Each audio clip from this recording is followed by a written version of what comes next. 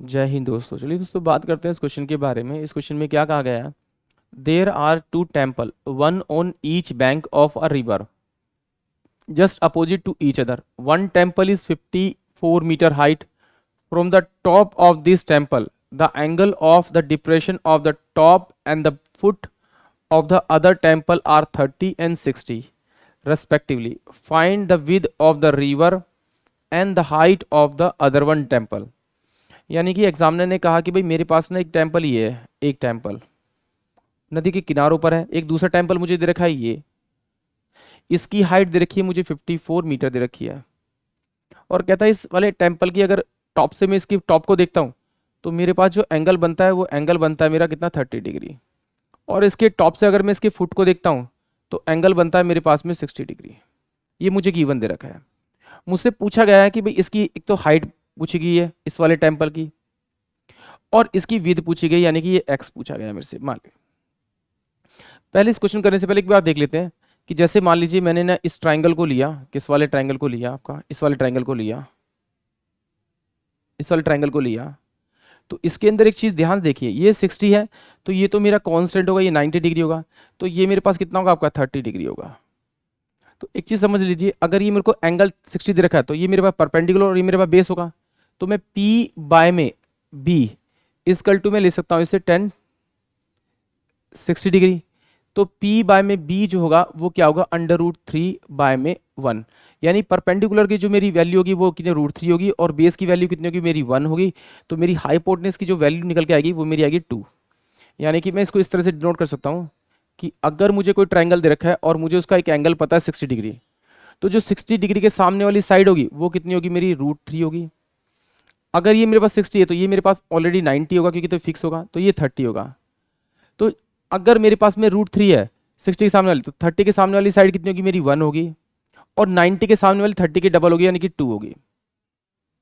ये मुझे गिवन है।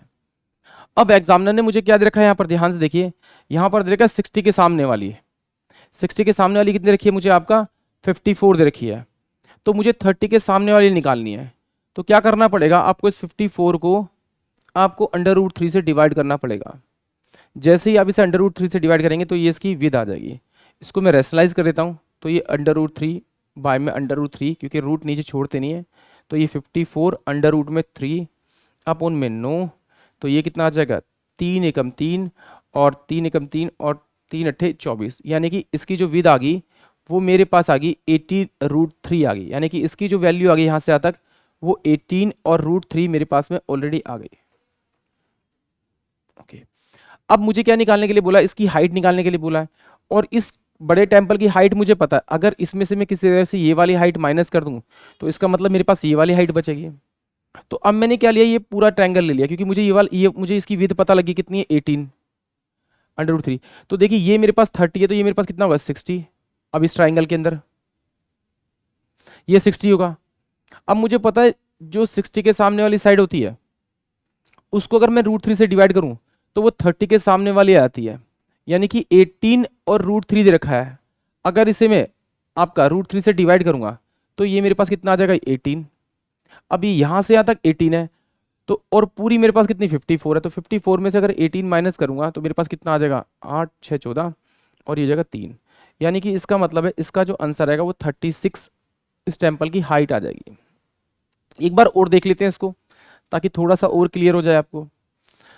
देखिए सिंपल, यहाँ पर क्या दे रखा है मुझे 30 डिग्री, मैंने एक बताया आपको एंगल दे रखा है मुझे 60 डिग्री दे रखा है, और दे रखा है मुझे 90 डिग्री है। तो मुझे पता है 30 के सामने वाली साइड मेरी 1 होगी, 60 के सामने वाली मेरी साइड √3 होगी, और 90 के सामने वाली साइड क्या होगी मेरी आपकी 2 होगी। यहाँ पर हमने निकाली थी। अब यहाँ देखिए, अगर मैं विद निकालना चाहूँ तो मुझे 60 के सामने वाली साइड कितनी 54 दे रखी थी, यानी कि 60 के सामने वाली साइड मैंने 54 दे रखी थी, बट है कितनी √3, तो इससे किससे मल्टीप्लाई करना पड़ेगा 54 बाय √3 से।